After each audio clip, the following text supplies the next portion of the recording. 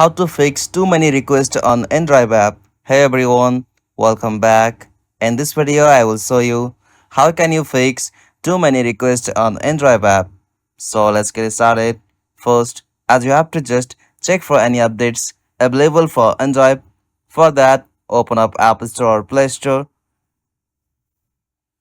After you open App Store, in the source field, search for InDrive.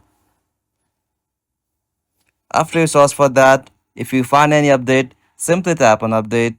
After you update latest version of InDrive, your problem should be fixed. If you are still facing that problem, you need to clear the cache of InDrive. For that, open up settings. From settings, tap on general, and from here tap on iPhone storage. Alright, from here, find out the application InDrive. After you find it, tap on that. From here, tap on upload app. Alright, tap on upload. After you uploaded the InDrive app, simply tap on reinstall app.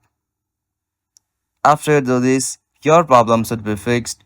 If you are still facing that problem, you can as usual uninstall or delete the application and reinstall from the InDrive. After that, you can also check your internet connection. So these are the methods to fix that problem. If you found this video helpful, please make sure to like and subscribe for more videos like this. Thanks for watching. Have a good day.